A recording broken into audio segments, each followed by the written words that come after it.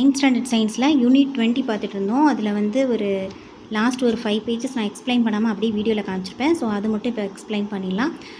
சிறுநீரகத்தின் பணிகள் என்னென்னா, நமது உடலில் நீரையும் மின்பகுதி பொருட்களையும் சமநிலைப்படுத்துவது, இரத்தத்தின் அமிலகார சமநிலையை ஒழுங்குபடுத்துவது, அடுத்து வந்து இரத்தத்திலும் திசுக்களிலும் சம்போடு பரல அழுத்தத்தினை சமப்படுத்துவது, அடுத்து வந்து குளுக்கோஸ் அமினோ அமிலங்களை மீண்டும் பிளாஸ்மாவில் தக்க வைத்துக் கொள்கிறது.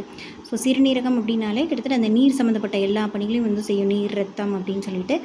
ஸோ வந்து இரத்தத்திலும் திசுக்களிலும் சவ்வோடு பரவல் அழுத்தம், அடுத்து பிளாஸ்மா திரவத்தின் முக்கிய பகுதி பொருளான குளுக்கோஸ் அமினோ அமிலங்களை மீண்டும் பிளாஸ்மாவில் தக்க வைத்துக் கொள்கிறது.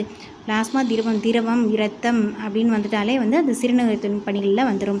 நெஃப்ரானின் அமைப்பு, நெஃப்ரான்கள் வந்து நிர்ணயத்தோட அடிப்படை அலகுகள் தெரியும். சிறுநீரக நுண்குழல்கள் தான் வந்து சேர்ந்து தான் வந்து இது உருவாக்குது. சிறுநீரக கார்பசல் அல்லது மால்பீஜியன் உறுப்பு, சிறுநீரக நுண்குழல்கள் அப்படின்னு 2 பகுதியாக இருக்குது.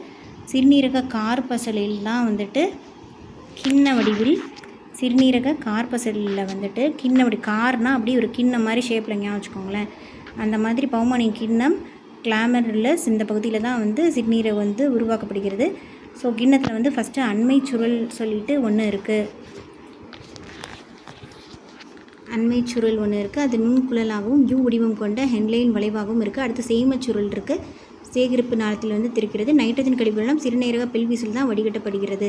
ஃபஸ்ட்டு வந்து சிறுநீர் உருவாகும் முறை, ஃபஸ்ட்டு கிராமுலராக வடிகட்டுதல் அங்கே தான் வந்து உருவாகுது. அதுதான் பௌமானின் கிண்ணம் அப்படின்னு சொல்கிறோம். ரத்தம் வடிகட்டப்பட்டு சிறுநீரானது அங்கே தான் உருவாக்கப்படுகிறது. அடுத்து குழல்களில் மீள உறிஞ்சப்படுதல். ஸோ அதில் இருக்க அமினோ அமிலம், விட்டமின், சோடியம், பொட்டாசியம், பைகார்பனேட் இது எல்லாமே வந்து நீர் இதெல்லாம் மீள உறிஞ்சப்படுது. அடுத்து குழல்களில் சொல்கிறது ஹைட்ரஜன், பொட்டாசியம், பென்சிலின், ஆஸ்பிரின் போன்ற பொருட்கள்லாம் வந்து வடிதிரவமாக சுருக்கின்றன. இது எங்கன்னா சேமை சுருளில் ஃபஸ்ட்டு என்ன பண்ணுறது, கிராமரில் வடிகட்டத்தில் வந்து உருவாகுது. அடுத்து குழல்களில் உறிஞ்சப்படுது. அடுத்து குழல்களில் இது வந்து சேமை சுருள்னு சொல்லுவாங்க. அந்த குழல்களில் வந்து சில வேதிப்பொருட்கள்லாம் வந்து உறிஞ்சப்படுது. அடுத்து வடிவு திரவத்தை சுரக்குது. அது கடைசியாக தான் சிறுநீராக வருது.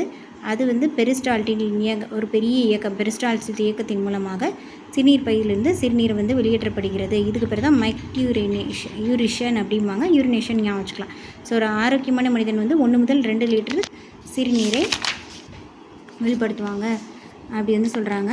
அடுத்து இரு சிறுநீரகங்களும் மொத்தமாக 2 மில்லியன் நெஃப்ரான்களை கொண்டிருக்கும். 170 to 180 லிட்டர் வந்து ரத்தத்தை இது வந்து வடிக்கிறது. 99% வந்து உரிமைக்கிட்டு 1% தான் வந்து சிறுநீராக மாறுது அப்படி சொல்கிறாங்க. சிறுநீரக பழுதடைவு அடைஞ்சிருச்சுன்னா டயாலிசிஸ் பண்ணுவாங்க அப்படின்னு சொல்லுவாங்க. கூழ்ம பிரிப்பு டயாலிசிஸ் தான் செயற்கை சிறுநீரகம். அதுவும் ஒர்க் அவுட் ஆகலை அப்படின்னா சிறுநீரக மாற்று அறுவை சிகிச்சை வந்து பண்ணுவாங்க. முதல் சிறுநீரக மாற்றம் வந்து யாருக்கு பண்ணாங்க அப்படின்னா வந்து 1954 பாஸ் ஆயிடுச்சு. அது பாஸ்டர் அப்படின்ற நகரத்தில் உள்ள பீட்டர் பென்ட் பிரிகாம் என்ற மருத்துவமனையில் வந்து ஜோசப் முர்ரே இப்படி முறைச்சிக்கிட்டே வந்து 2 சக ஊழியர்களும் சேர்ந்து, சக ஊழியர்களும் சேர்ந்து ரெனால்டு மற்றும் ரிச்சர்ட் ஹெரிக் அப்படின்ற ஒத்த பண்புடைய ரெட்டையர்களுக்கிடையே அவங்க பண்ணாங்க. அந்த சிறுநீரத்தை பெற்றுக்கிட்டவை யாருன்னா ரிச்சர்டு. அவர் 8 வருஷத்தில் வந்து வாழ்ந்து அதுக்கப்புறம் தான் இறந்துருக்காரு அப்படின்னு சொல்கிறாங்க. அடுத்து சிறுநீர ஓட்டத்தின் பாதை வந்து நுண் வடிகட்டல். ஃபஸ்ட்டு வந்து என்ன பண்ணுறாங்க, கிளாமருலஸில் வந்து உருவாகுது சிறுநீர். அடுத்து பௌமானின் கிண்ணத்தில் அது ஸ்டோர் ஆகுது. அடுத்து அண்மை சுருளில் வந்து நீர், குளுக்கோஸ், அப்புறம் வந்து குளோரைடு அயனிகள் மீளப்படுகின்றன. அதுக்கப்புறம் வந்து இறங்கு ஏறு துதும்புகள் ஏறி இறங்கும். அதில் வந்து சோடியம் அயனிகள் வந்து உறிஞ்சப்படுது. அடுத்து சேமை சுருளில் வந்து குளோரைடும் நீரும் உறிஞ்சப்படுது. அடுத்து சேமிக்கும் நுண்கலல், சேமிக்கும் நாளம், அடுத்து சிறுநீர் குழாய், சிறுநீர் புறவழி, அவ்வளோதான். அடுத்து முதன்மை பாலின உறுப்புகள், 2ஆம் பாலின உறுப்புகள் அப்படின்னு வரும். இது ஆண்கள் பெண்கள் எல்லாமே ரொம்ப பேசிக்காக தான் இருக்கும்.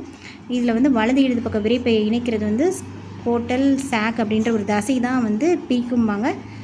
விரைப்பை வெப்ப சீராக்கி 1 டிகிரிலேருந்து 3 டிகிரி குறைவான வெப்பநிலையில் தான் வந்து எப்போவுமே விந்து இருக்கும் அப்படிம்பாங்க. அடுத்து விந்தகத்தில் உட்புறத்தில் சுருட்டப்பட்ட நுண்குழாய்கள் வந்து எபிடைடிமிஸ் அப்படின்ற மாதிரி சொல்லுவாங்க. அடுத்து செர்ரோலி செல்கள் தான் வந்து விந்தனுக்கு ஊட்டத்தை தரும் அப்படிம்பாங்க. விந்து வந்து பிளாஸ்மாவில் சேகரிக்கப்படுகிறது. இவ்விடத்தில் ஃப்ரக்டோஸ், கால்சியம் நொதிகள் அதிகமாக காணப்படுகின்றது. அதுக்கு ஸ்ட்ரென்த் கொடுக்கணும் இல்லையா. ஸோ வந்து கால்சியம், ஃப்ரக்டோஸ் நொதிகள் வந்து அதிகமாக காணப்படுது. ஃப்ரக்டோஸ் தான் வந்து அதுக்கு ஆற்றல் அளிக்கும் அப்படின்னு சொல்கிறாங்க. சிறுநீர் புலவை குழாயில் தான் எல்லாமே வெளியேறுது அப்படி சொல்கிறாங்க. விந்துப்புறை வந்து ஃப்ரக்டோஸ் சுரப்பி, அப்புறம் கோப்பர் சுரப்பிகள் வந்து இதெல்லாம் வந்து ஆணினப்பெருக்க உறுப்பில் இருக்குது அப்படின்னு சொல்கிறாங்க. ஆணின் உடலில் மிகச்சிறிய செல் விந்து. ஒரு சாதாரண ஆணின் வாழ்நாளில் 500 பில்லியன் விந்தணுக்கள் உருவாகின்றன. இவ்வாறாக விந்தணுமே உருவாக்கம் செயலுக்கு விந்தணுவாக்கம் ஸ்பெர்மோஜெனிசிஸ் அப்படின்றாங்க. அடுத்து வந்து பெண்களில் வந்து ஓரினை பாதாம் வடிவ அண்டங்கள் வந்து இருக்கும். இதில் வந்து ஃபிம்ப்ரியே அப்படின்ற நீட்சிகள் வந்து விரல் நீட்சி போன்ற ஃபிம்ப்ரியே நீட்சி இருக்கும். அடுத்து வந்து சிறுநீர் பைக்கும் மலக்குடலுக்கும் இடையில் இருக்குது. ஸோ இதில் வந்து என்ன வந்து யோனி குழாய், இதுதான் முக்கியமாக பார்க்கணும். யோனின்றது தான் வெற்றிட தசையாலான குழாய். இதுதான் வந்து கர்ப்பை வாயையும் வெளிப்புற பிறப்பையும் இணைக்குது.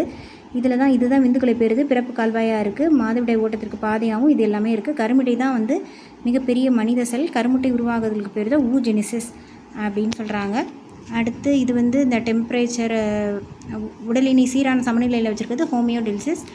அடுத்து வந்து செரிமானம் 5 படிகளில் வந்து நடக்குது. உணவு உட்கொள்ளல், செரித்தல், உட்கிரகித்தல் அந்த மாதிரி. அடுத்து வந்து சிறுநீர் வெளியேறுதல் வந்து 3 படிகளில் நடக்குது. இது வந்து புக் பேக் கொஸ்டின்ஸு. எது உமிழ்நீர் சிறப்பு இல்லை அப்படின்னா வந்து பார்த்தாலே தெரிஞ்சிடும். ஸோ மனிதன் இரைப்பையில் பெரும்பாலும் எது செரிக்கப்படுது அப்படின்னா புரதம். இப்போ தானே ப்ரோட்டீன் தான் நிறைய எடுத்துக்கோங்கன்னு சொல்கிறாங்களே, ஸோ அந்த மாதிரி புரதம் தான் நிறைய செமிக்கப்படுது. அடுத்து மூச்சுக்குழலில் வந்து உணவையும் மூச்சையும் பிரிக்கிறது வந்து குரல்வழி மூடி. பித்த நீரில் வந்து கொழுப்புகள், பித்த நீர் வந்து கொழுப்புகளை, அதாவது நீரை வந்து ஃபோர்ஸாக அடித்தோம்னா அந்த கொழுப்புலாம் கரைஞ்சிரும்பாங்க. ஸோ அந்த மாதிரி ஞாபகம் வச்சுக்கோங்க. சிறுநீரகத்தின் அடிப்படை செயல் நெப்ரான். வியர்வை உட்கரு இல்லை அப்படின்னா வந்து புரதம்.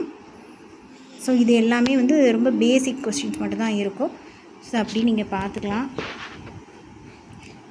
சிறுகுடலோட இரைப்பை இணையும் பகுதி வந்து பை போலஸ், வந்து சிறுகுடலோட இரைப்பையை இணைக்கிறது, அதுவும் ஒரு பை தான். So pylorus. முன்னோட அடுத்து வந்து கல்லீரலில் சுரக்கப்படும் பித்த நீர் தற்காலிகமாக பித்த பையில் ஸ்டோர் பண்ணப்படுது. உணவு பதில் மிகவும் நீளமானது சிறுகுடல். மனித உடல் 37 டிகிரி செல்சியஸ் தான் நார்மல். பெண்ணின் உடலில் உள்ள மிகப்பெரிய செல் கருமுட்டை. அவ்வளோதான். இது எல்லாமே பேசிக் தான். தேங்க்யூ.